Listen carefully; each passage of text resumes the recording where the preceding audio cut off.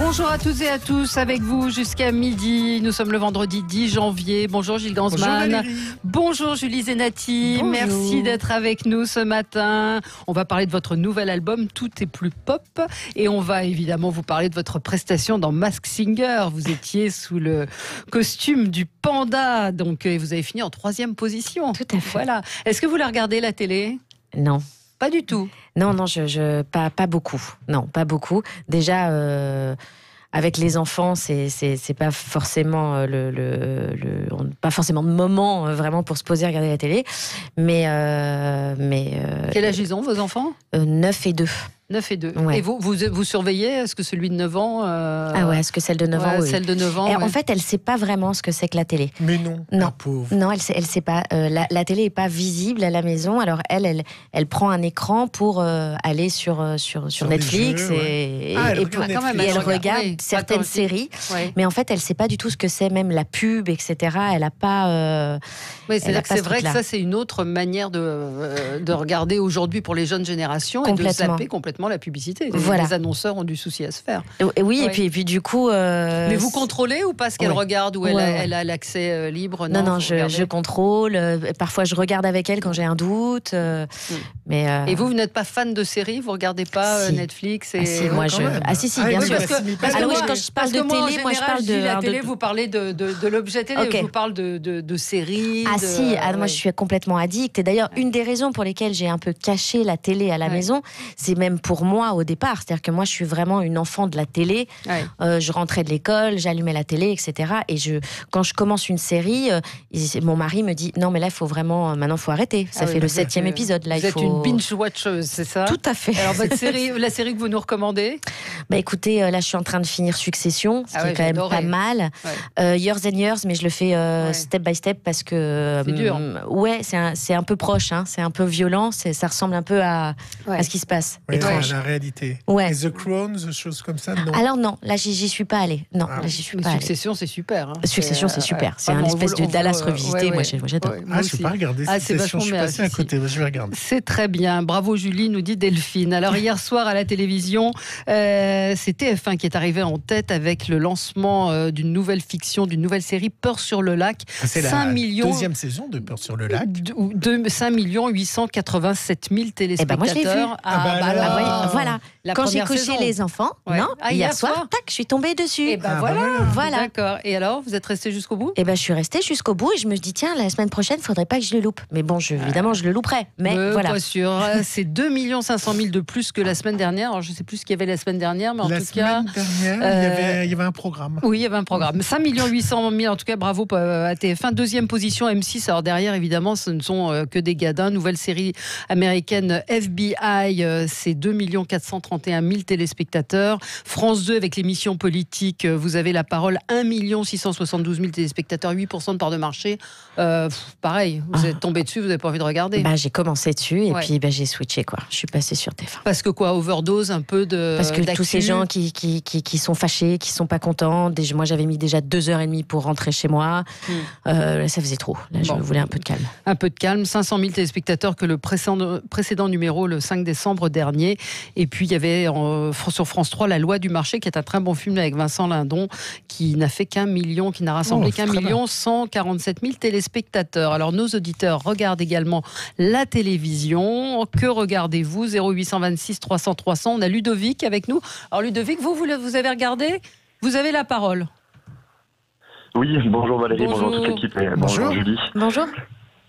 Oui, alors vous avez regardé l'émission politique de France 2. Pardon ? C'est vrai que jusqu'au bout, les 2 heures. Oui, un petit peu plus longtemps. Après, effectivement, sur les 2 heures, l'intégralité de l'émission, c'est compliqué, mais c'est vrai que sur... Hier soir, en fait, que ce soit les Français qui étaient représentatifs, par exemple, le restaurateur qui a bien évidemment souffert de la grève avec les 2 représentants du gouvernement. Effectivement, c'est des gens qui se plaignent, etc. On est déjà au 36, 37e jour de grève. Et puis, en fait, c'est le statu quo, surtout, je trouve, qui est le plus pénible, avec le représentant de la CGT, le délégué syndical Philippe Martinez, qui dit, de toute façon, rien n'a bougé, qui se plaint du manque de communication, et puis des représentants, du gouvernement, qui disent au final, qui sont mis en première ligne et qui ont un petit peu de mal aussi à pouvoir expliquer clairement cette réforme. Et je pense que tout ça, c'est un foutoir et c'est très compliqué de s'y retrouver là-dedans. Et alors, c'est vrai, au bout de 2 heures, mais on commence à souffrir un peu aussi en tant que téléspectateur. Mais vous en avez tiré quelque chose ? Est-ce qu'il en ressort quelque chose de ces débats ? Elle était placée à un bon moment après la nouvelle journée de mobilisation et de manifestation. On attend, je crois, surtout le 24, je crois, le 24 janvier, avec le vote et puis la présentation de la loi. Mais là, en attendant, aujourd'hui, on sait les conséquences que ça a amené. Après, moi, juste ce que je voulais dire, c'est que quand je regarde ce genre d'émission, maintenant, je couple avec un site qui reprend les dires de certains politiques pour voir si c'est vrai ou faux, pour voir les commentaires d'autres téléspectateurs. Ouais, je trouve que c'est super intéressant parce qu'au moins, on peut prendre du recul immédiatement en étant en train de regarder. Et ça apporte une autre lumière et je trouve que c'est aussi sympa de voir une émission politique comme ça et ça nous permet de se rendre compte de ce qui est dit, des échanges qu'il y a avec l'ensemble des participants. Super, merci beaucoup. Il y avait eu un site en parallèle de la conférence de presse de Carlos Ghosn qui vérifiait à fur et à mesure tous ces dires aussi. Et c'était rigolo de suivre en parallèle sur un double écran à la fois le fact-checking et le programme. Ça se fait de temps en temps. La première fois qu'on vous a vu à la télé, c'était quand, Julie Zenati ? Je crois que c'était Pascal Sevran et je devais avoir 14 ans. Ah oui, avant Fleur de Lys. Juste avant. Juste avant. Ouais. Fleur de Lys, vous aviez 16 ans. J'avais 16 ans, ouais. Donc oui, c'est ça, je devais avoir 14 ans. Vous avez toujours voulu être chanteuse ? Pas du tout, moi je voulais pas du tout être chanteuse. Et alors, comment c'est arrivé dans votre vie ? C'est le hasard, la chance, le destin, j'en sais rien. Ma voisine de palier était le bras droit de Jean-Louis Foulquier au Francofolie de La Rochelle, Daniel Molko. Et un jour, elle a tapé à la porte pour savoir qui est-ce qui chantait... toute la journée en fait, parce que mon père joue du piano, donc tous les soirs quand il rentrait du travail, je me mettais à côté puis on chantait. Je lui ai dit c'est moi madame, et j'avais 11 ans et à partir de là elle a commencé à m'emmener à des concerts, elle a commencé à me présenter des gens jusqu'au jour où elle me présente Luc Plamondon et Luc Plamondon lui dit qu'il cherche des voix et elle me dit il est gentil ce monsieur, on va aller le revoir. Je lui dis ok si tu veux, moi voilà. Et puis voilà, ça s'est fait un peu par hasard. Comme ça, et vous êtes devenue la fleur de lys absolument de Notre-Dame de Paris. Et là, avec Masked Singer, on va en reparler dans un instant, vous touchez une autre génération. On va passer au zapping de Gilles. Sud Radio, le 10h midi, les médias, l'instant zapping. Julie, Valérie, on vient d'en parler, c'était la grande manifestation contre les retraites. Et ce qu'on peut dire, c'est que, évidemment, le gouvernement ne soit pas vraiment tenté de négocier. C'est ce que raconte Fabien Vidieu de Sudrail. Il était hier sur BFM TV et il expliquait que c'était pour lui une stratégie du gouvernement. On a l'impression que vous avez laissé traîner la situation. C'était la trêve. On allait voir ce que ça allait voir à la fin de la trêve. Tout allait être terminé. On voit, la trêve est terminée. On n'avance pas plus. Et que ça soit version UNSA, CFDT, Sudrail, que ça soit toutes les organisations syndicales, personne s'y retrouve. On a très honnêtement, moi, le sentiment que j'ai, je peux me tromper, le sentiment que j'ai, c'est qu'on a l'impression que vous voulez pourrir la situation. Vous laissez pourrir la situation, mais pour aboutir à quoi ? Hier dans Quotidien, alors Quotidien s'est amusé, je ne sais pas si vous avez vu Valérie, avec le gouvernement qui laisse la porte ouverte aux syndicats et les syndicats qui trouvent que la porte est fermée. Et donc dans les médias, les portes claquent à la Fédo, ils ont fait un petit montage très rigolo. Ma main est tendue, ma porte est ouverte. Aujourd'hui la porte est ouverte. La porte est ouverte. On voit bien qu'elle est fermée la porte. Nous gardons la porte ouverte. La porte sort fermée immédiatement. La porte est ouverte. La porte est ouverte. À chaque fois que j'ai demandé, on m'a fermé la porte. La porte du Premier ministre est ouverte. La porte, elle n'est pas restée ouverte très longtemps. Hier dans TMP sur C8, vous savez qu'un des intervenants s'appelle Raymond Abou et en dehors des plateaux, il travaille comme chauffeur-livreur. Hier, il s'est attaqué aux autres chroniqueurs qui commençaient à débattre sur la pénibilité au travail. Vous allez voir, c'est un énorme clash car pour eux, évidemment, pour lui, être chroniqueur ou comédien, c'était pas un travail. Comédien, c'est pas un travail, comédien. C'est pas un travail, c'est pas pour jouer, comédien. Je vous le dis, animateur télé, c'est pas un travail. C'est pas un travail. Je vous le dis, moi. C'est une bonne nouvelle, on va pas le payer. Je vous le dis, ne payez pas. Ma mère ne payez pas. Si on n'est pas un chauffeur livreur, on bosse pas. Mais tu travailles pas. Mais où je travaille, moi ? Qu'est-ce que tu crois ? C'est pas un travail de se lever à 14h. Mais On n'entend pas grand-chose. Ouais, hein, on a compris que pour lui, être artiste, c'était pas un travail. Vous pourrez revenir avec Julie là-dessus. Toujours un clash hier dans Balance ton poste, qui recevait entre autres le très polémiste et contesté Yacine Bellatar, qui on ne peut pas dire a brillé avec sa classe quand il a interpellé Laurence Saillet, qui portait une veste rose. Arrêtez de toujours cliquer. Non, ils comprennent très bien. Tout le monde comprend très bien. Les pas musulmans, Non, alors, juste, je vais vous dire quelque chose. Madame Rose Bonbon, je finis juste avec lui. Juste, je vous dis quelque chose. Non, parce que je me souviens plus de son nom. Je me souviens de Laurence Saillet. Laurence Saillet. Enchanté, Yacine Bellatar, je finis avec lui. En plus, là, vous êtes tellement médiocre. Non. J'avais une faible opinion de vous, mais alors là, avec cette première remarque, assure, madame, là, vous avez clôturé. Je vous laissais un petit espace en me disant, peut-être que c'est un mec à peu près structuré, mais vous êtes en plus un espèce de macho méprisant pour les femmes. Et là, vous avez clôturé votre profil. Je vais vous dire tout ce qu'il peut penser. C'est chacun son tour. Parce que derrière, je peux parler, oui, je suis une femme, excusez-moi, en rose, mais je peux parler quand même. Ouais, c'est violent, hein, d'interpeller quelqu'un en disant... Madame Rose Bonbon, c'est un mépris, c'est dégueulasse. C'est vraiment... vous regardez, vous, ce type d'émission Ah non, ça m'angoisse. Moi, j'aurais envie de flinguer tout le monde. Ouais. Non, je peux pas faire ça. Ouais. Non, c'est pas possible. C'est trop violent. On voit trop violent, hein. Mais c'est extrêmement violent. D'ailleurs, ça m'a toujours interpellé toutes ces émissions où ça clash. Alors quand ça clash, parce que ça débat, ça peut arriver, mais quand juste ça clash pour clasher, je comprends pas comment on peut kiffer regarder un truc qui te met pas bien, en fait. Moi, ça me... C'est de plus en plus le cas. Hein. C'est vrai, je sais pas, on a un côté un peu voyeur méchant, parfois artiste, dans son canapé. C'est un vrai métier où vous vous levez à 14h et vous mettez le cul sur une chaise et c'est super facile. Je me lève à 16h, moi. 16h. 16h, elle boit du champagne. Je comprends la position du jeune homme. Enfin, lui, a priori, il est chauffeur-livreur. C'est plus dur d'être chauffeur-livreur, certainement. C'est-à-dire que, clairement, mais après, que ça soit artiste, comédien, chanteur, ce sont des métiers parce qu'il faut travailler, parce que voilà. Et puis pour le coup, c'est des métiers où on se remet tout le temps aux questions, on repart toujours à zéro, etc. Donc voilà. Comparer, voilà. c'est pas vraiment comparable. Et puis on voit souvent que le haut de l'iceberg, c'est-à-dire que derrière les stars se cache un tas de techniciens et un tas de personnes pour qui ils ne roulent pas sur l'or. Et puis même les tournées. Enfin, on va pas vous plaindre, mais je sais que vous êtes loin de chez vous. C'est un choix difficile, c'est un choix de. Mais c'est un choix. Je pense que chauffeur-livreur, c'est pas forcément un choix. Voilà. Absolument. Vous allez être en tournée d'ailleurs. 4 avril à Séris, 5 avril à Lille, 6 avril à Paris à la Cigale. Vous serez également à Montpellier, salle Pasteur, le 24 avril. Enfin bref, il faut surveiller le mois d'avril parce que vous êtes là. L'album Tout est plus pop. On va en reparler. Racontez-nous un petit peu comment ça s'est passé, Mask Singer. Tout le monde vous parle de ça. D'ailleurs, ça vous gêne pas qu'aujourd'hui on dise Julie Zenati, Mask Singer, le panda? Non, parce que vous avez une carrière de chanteuse qui est déjà... Je fais mon métier, enfin je chante, donc des fois je chante en panda, des fois je chante en moi. Pourquoi vous avez accepté? Qu'est-ce qui vous a plu pour vos enfants ou ça m'amuse. C'est-à-dire que moi, je fais ce métier parce que j'aime ça, parce que j'aime chanter, parce que c'est une passion et j'aime relever des challenges. Et je trouvais ça rigolo, après 20 ans de carrière, de se remettre quelque part à nu dans un costume et juste au travers de ma voix aujourd'hui, sans penser à ma carrière, à d'où je viens, à ce que j'ai pu dire, ce que j'ai pu faire, etc. Dénué de toute image, juste mettre mon instrument en avant et voir ce qui se passe. Est-ce que ça touche les gens encore, plus ? Voilà. Et... Mais c'était surprenant parce que le personnage qui était présenté, on avait l'impression que c'était une fille de banlieue, rappeuse, un peu comme ça. On ne sait pas vraiment qui je suis. Voilà. Mais est-ce que c'est une personnalité multiple. On ne sait pas que vous avez travaillé avec les rappeurs, que vous avez été proche et que c'est votre univers. On sait pas forcément. C'est vrai que moi, j'ai eu une carrière assez riche artistiquement, avec des hauts, des bas, et surtout avec des envies artistiques très prononcées et très affirmées. Donc, par exemple, j'ai fait un album qui s'appelle La Boîte de Pandore, où j'ai travaillé avec Akhenaton, avec Shuriken, avec MC Solar. Enfin voilà. Avant ça, j'avais bossé avec d'autres rappeurs sur des mixtapes.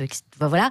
Ça fait partie complètement de ma culture et de mon adolescence, mais c'est vrai que la première chose qui m'a mise en avant, c'est ce costume de fleur de lys, donc on m'a tout de suite associée à toute cette famille-là. Enfin moi, pour être totalement honnête, Céline Dion, je l'ai découverte parce qu'elle était québécoise, que Luc Plamondon était québécois et qu'elle est venue voir Notre-Dame de Paris. Je ne savais pas qui était Jean-Jacques Goldman avant que j'aie 18 ans. Oui, parce que c'est pas ce qu'on écoutait non plus à la maison. Donc mes parents n'écoutaient pas ça et moi j'avais mon univers très hip-hop, très rap. Je faisais du break, j'allais dans des soirées, j'organisais des soirées. Enfin, voilà. Alors, est-ce que votre mari était au courant et vos enfants aussi, ou vous avez vraiment pu garder vraiment le secret et... Mon mari, il fallait bien que je lui explique pourquoi je partais très très tôt, déguisée comme un Daft Punk, et que mon téléphone était éteint et que j'avais un autre portable, mais que c'était pas pour appeler mon amant, parce qu'on avait 2 téléphones portables. Enfin voilà. Ah oui, à ce point-là. Oui, parce qu'il fallait pas, il fallait qu'on donne notre téléphone pour pas qu'on se prenne en photo, pour pas qu'il y ait des fuites, pour pas. Voilà, enfin, non, c'était un vrai truc. J'ai jamais bossé pour le Mossad, quoi. Donc, qui était au courant? Votre mari, vos enfants? Mon mari était au courant. Les enfants, non? Non, alors, c'était plus compliqué, Voilà, les enfants, non. Après, ma fille, à la première émission, elle me dit je chante comme toi, le panda. Alors, je lui dis ouais, trouve. Je chante comme toi, le panda, maman. Je chante comme toi. T'as pas fait panda? Je dis non, je crois pas. Non, je crois pas. Je crois parce qu'il faut pas mentir quand même complètement. Et puis quand ils ont commencé à en parler un peu à l'école, elle me dit il y a des gens qui pensent que c'est toi le panda. Et après je lui ai dit bon oui c'est moi, mais tu dis rien. Et elle a tenu ça. Elle a tenu jusqu'au bout. Et dans le costume, ça permet un peu toutes les folies parce qu'on voyait sur le plateau. Ça permet en fait le panda, c'est moi dans la vie. Voilà. Et j'ai pu être ce que je suis. Tous les jours dans ce costume parce qu'il n'y a pas d'a priori, il n'y a pas de préjugés. C'est-à-dire, qu'est-ce que vous avez fait que vous n'auriez pas fait Je me suis marrée déjà, parce qu'on a vraiment l'impression que je suis une danseuse dépressive. Hein, non, quand même pas. Mais bon, assez gay, quand enfin, même. On ne laisse pas la place forcément à... Voilà. J'ai pu chanter La Boulette de Diams, j'ai pu danser, faire des chorégraphies, des trucs que je ne me permettais pas de faire parce qu'aussi on vous renvoie une image qui fait que on a toujours un peu peur d'en sortir. Moi, je l'ai beaucoup fait artistiquement, mais je me suis toujours un peu tenue. Et puis même dans ma façon de parler, quand j'ai fait le quotidien en panda, évidemment, je l'aurais pas fait pareil en tant que Julie Zenati, mais j'ai adoré déjà ne pas être une femme. D'être, c'est ça, un personnage. D'être complètement asexuée, parce que du coup, même dans le rapport à l'autre, on n'est pas dans la séduction. On est juste dans la performance de ce qu'on sait faire et c'est ce qu'on met en avant. J'ai pas mis mon décolleté en poitrine, en avant. J'ai pas minaudé. Tout ça, je le faisais à l'intérieur de mon panda, mais finalement, il bougeait pas. Donc ça se voyait pas. Et aujourd'hui, vous avez un public, un public, c'est difficile. C'était il y a quelques semaines. Les pandas. Mais c'est vrai qu'il y a certainement des plus jeunes qui vous ont découvert à cette occasion-là. Oui, c'est assez rigolo parce que déjà, évidemment, la génération de ma fille, pour le coup, Notre-Dame de Paris, ça leur parle pas du tout. Hein, c'est-à-dire que voilà. Donc il y a quelques années. C'était quand même il y a quelques années. Et puis donc déjà cette tranche d'âge-là où, enfin voilà, c'est je suis le panda de Mazinger. Et puis je vois des jeunes de 18, 20 ans qui me disent c'est vous le panda de Mazinger, Julie Zenati, j'écoutais vos chansons, c'est bien. Hein c'est assez rigolo. C'est assez. Vraiment, je ne regrette pas une minute d'avoir fait ça, et presque j'aurais eu envie que ça continue encore un peu parce que j'aurais exploré d'autres choses. Oui, je voudrais qu'on écoute un extrait quand même de nouvel album Tout est plus pop.